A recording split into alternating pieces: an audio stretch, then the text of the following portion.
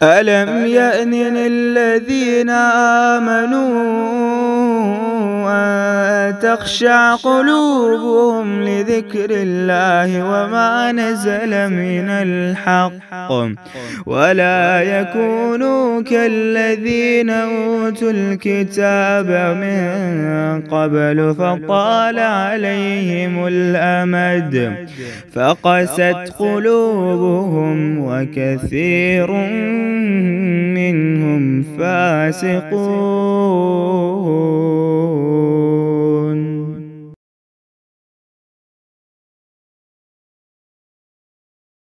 دنیا کی محبت اور موت سے کراہت کو حدیث میں وہن کہا گیا۔ اللہ کے نبی صلی اللہ علیہ وسلم نے فرمایا کہ ایک وقت آئے گا کہ دشمن آپس میں مل جل کر فیصلہ کریں گے کہ آؤ سب مل کر مسلمانوں کو ختم کر دیں، اور دسترخوان پہ کھانے کی طرح بلائیں گے۔ تو صحابہ نے فوراً پوچھا، اللہ کے نبی کیا اس وقت ہم تھوڑے ہوں گے؟ تو آپ نے کہا نہیں، تھوڑے تو نہیں ہوں گے، لیکن تم میں وہن آ جائے گا، وہن آ جائے گا۔ صحابہ نے فوراً پوچھا ومل وہن، اللہ کے نبی یہ وہن کیا ہوتا ہے؟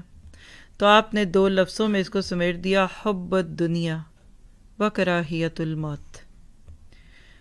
دنیا کی محبت، جینے کا پیار اور موت سے کراہت اختیار کرنا۔ آپ ذرا سی اس بات کو اپنے ذہن پہ رکھیے اور اپنی آنکھوں کے سامنے یہ 2 لفظ رکھ کر سوچئے کہ آج امت مسلمہ بھی اس وہن کا شکار تو نہیں ہو گئی۔ جب آپ نے آیت 18 سے 20 پڑھی شروع میں، تو آپ کو پتہ چلا کہ ایک طرف تو اللہ تعالیٰ قرض حسنہ کی بات کرتے ہیں، اور قرض حسنہ ہر وہ خوبی، ہر وہ خرچ، چاہے وہ جان مال کا ہو یا وقت کا ہو یا اسکل کا اور پیسے کا ہو، جو بندہ آخرت میں اجر پانے کے لیے اللہ کے دین پہ خرچ کرے۔ اور آپ حیران ہوں گے کہ سورۃ حدید میں 2 دفعہ، ایک تو آیت 18 میں اور ایک آیت نمبر 11 میں قرض حسن کی بات کی۔ من ذا الذی یقرض اللہ قرضا حسنا فیضاعفہ لہ ولہ اجر کریم، کون ہے جو اللہ کو قرض حسن دے پھر اس کو دگنا کر کے بھیجے اور اس کے لیے اجر کریم ہے۔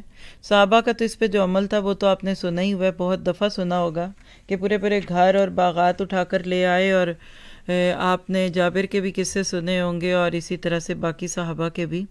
لیکن آج امت مسلمہ جس میں میں اور آپ بھی شامل ہیں، ہر سننے والا اور سنانے والی میں بھی شامل ہوں، کیا آج ہمارے لیے آخرت کے لیے خرچ کرنا یا اپنی زندگی کو آخرت اورینٹڈ زندگی بنانا اتنا ہی آسان ہے جتنا صحابہ کے لیے تھا؟